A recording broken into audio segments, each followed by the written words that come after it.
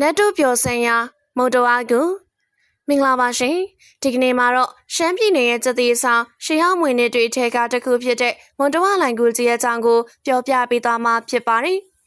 မွန်တဝလိုင်ကူကြီးဟာရှေးနှစ်တန်ပေါင်းများစွာကလေးကပေါ်ပေါက်လာခဲ့တဲ့တဘာဝကြောက်တောင်လိုင်ကူကြီးတစ်ခုဖြစ်ပါတယ်တောင်ကြီးမြို့နယ်နဲ့အေတာမြို့တို့ရဲ့ကုန်းကျသီအဆောင်ရှေးဟောင်းမွေနှစ်များစွာထဲမှာတစ်ခုအပါအဝင်ဖြစ်တဲ့ဒီမုံတော်လိုင်ကူကြီးဟာတောင်ကြီးမြို့ရဲ့တောင်ဘက်2မိုင်ကွာမှာတည်ရှိပြီးအေတာရမုံတော်ရွာလန်းအတိုင်းအရှိဘက်တောင်တက်လန်းတိုင်းဆိုရင်တော့6မိုင်ခန့်အကွာမှာတည်ရှိပါတယ်။မုံတော်ကူထဲသွားရမယ်ဆိုရင်ကြိုတင်ပြင်ဆင်သွားဖို့လိုအပ်ပါတယ်။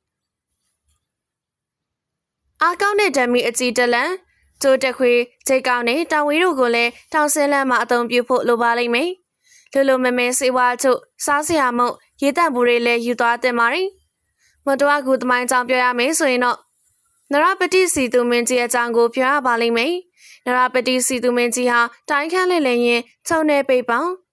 းထူထပ်လာတဲ့အေတာရအရက်ကိုရောက်တဲ့အခါထူးခြားစွာစက်သိမ်းထားခဲ့တာကြောင့်ပုံနာရီပရောဟိတ်တွေကိုမင်းမြဲခရာကနေနှောင်နှစ်ပေါင်း1000မှာတရနာတော်စီပင်ထွန်းကားတဲ့ဒေသကြီးပေါ်ပေါက်လာနိုင်တာကြောင့်စက်တီးထားခြင်းဖြစ်ပြီးနောက်လာနောက်သားတွေအတွက်စေတီတော်တွေတီထားခဲ့ဖို့အကြံပေးခဲ့တယ်လို့ဆိုကြပါတယ်။အဲ့လိုကနေမုံတဝလိုင်ကူဖျားကိုတီထားခဲ့တာလို့သမိုင်းမှတ်တမ်းတွေရသိရပါတယ်။မုံတဝကူဆိုတဲ့နာမည်ရသွားပုံကလည်းစမ်းကြပါတယ်။မောင်နှမနှစ်ယောက်နေခဲ့တဲ့ကူဖြစ်တဲ့အတွက်မောင်နှမကူလို့ပြောဆိုရကနေခေတ်ကာလကြာမြင့်လာပြီ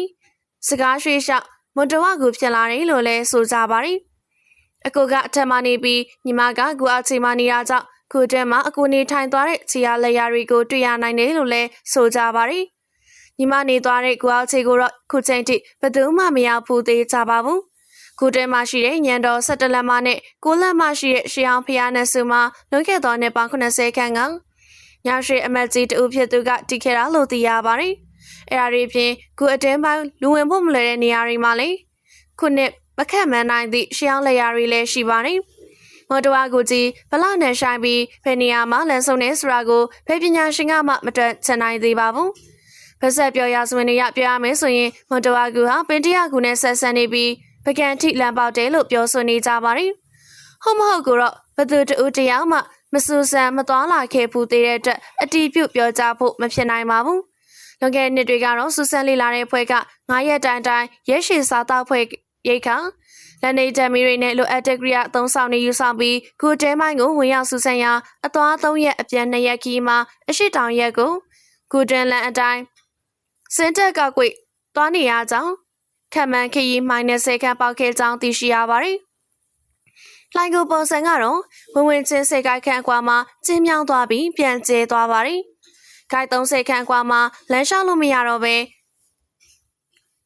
လေးဘက်မထောင်ရုံတက်မဲ့ကုံပြီးဝင်ရပါတယ်။အဲ့ဒီတကွေလွန်သွားရင်တော့ခံမကျဲကြီးတဲ့ကိုရောက်သွားပြန်ပါတယ်။ဒီလိုလမ်းကျင်းပေါင်းများစွာရှိပြီးလမ်းသွဲအမျိုးမျိုးကိုကူဝပေါင်းများစွာတို့မရေမတက်နိုင်အောင်ရှိကြပါတယ်။ဒါအပြင်ရေကျတန်ကြားရတဲ့တန်တရားချောင်းတွင်ကိုသွားရတဲ့လမ်းသွဲလေးလည်းရှိပါသေးတယ်။လူအများသွားလာဖို့အတွက်လမ်းဆုံးသတ်မှတ်ထားတဲ့နေရာကတော့တက်လေးကားပြုလုပ်ထားတဲ့နေရာထိသာဖြစ်ပြီးအဲ့ဒီနေရာကိုရောက်ရင်ပြန်လှည့်လာကြရပါတယ်။အဲ့ဒီနေရာကနေအောက်ပြုတ်ကျသွားရင်အနည်းရှိနိုင်တာကြောင့်တားမြစ်ထားတာလည်းဖြစ်ပါတယ်။အဲ့ဒီတားမြစ်ထားတဲ့နေရာကနေကျော်လွန်ပြီးအောက်ကိုပေ100ကျော်ဆင်းသွားရင်နဂါးဖို့နဂါးမကန်စားတဲ့ထူးဆန်းတဲ့ရေကန်တွေ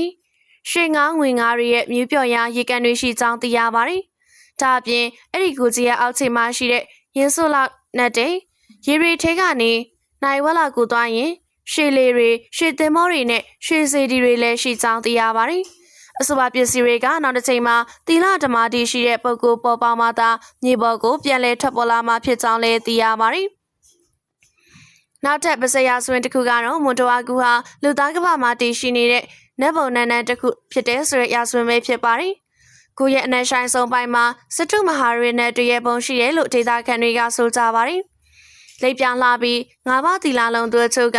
အဲ့ဒီနတ်ဘုံနန်းနန်းတရှိယာကိုဝိညာဉ်ခန္ဓာနဲ့ရောက်ဖို့ကြပါတယ်။တာမန်မျက်စိနဲ့တော့မမြင်နိုင်ပဲနတ်တွေဖိတ်ခေါ်တဲ့လူသားတွေပဲမွန်တဝကူစီကနတ်ဘုံကိုမြင်ဖူးတာလို့သိရှိရပါတယ်။ရောက်ဖို့တွေကတော့ပြောကြတော့အရန်ကိုခန်းနာလာပါပြီးပြန်တော့မပြန်ချင်လာအောင်တာရတယ်လို့ဆိုကြပါတယ်။အချို့ကတော့နတ်ဘုံနန်းနန်းကိုရှာမယ်ဆိုပြီးလိုင်ကိုအတွင်းပိုင်းထဲထိစွန့်စားသွားလာကြပြီး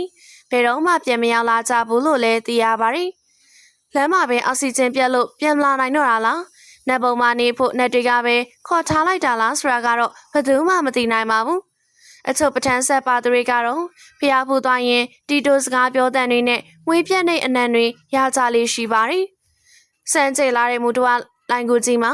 မူလာရုပ်ပွားတော်နှစုကနေပြီးအခုဆိုရင်အရွယ်ရွယ်အစားစားဖျားရုပ်ပွားတော်ပေါင်း1086စုထိစံပေတော်မူလာနေပြီးဖြစ်ပါတယ်။မြန်မာနိုင်ငံမှာအကြီးဆုံးသဘာဝလိုင်ကိုကြီးဖြစ်တဲ့လျှို့ဝှက်ချက်တွေနဲ့မွန်တဝါကူကြီးစီကိုရောက်ဖြစ်ရင်နတ်ပုံနန်းနန်းရဲ့အရေးအယောင်များကိုတွေ့ရလိမ့်မလားဆိုတာရှာဖွေခဲ့ကြည့်ကြပါဦးနော်။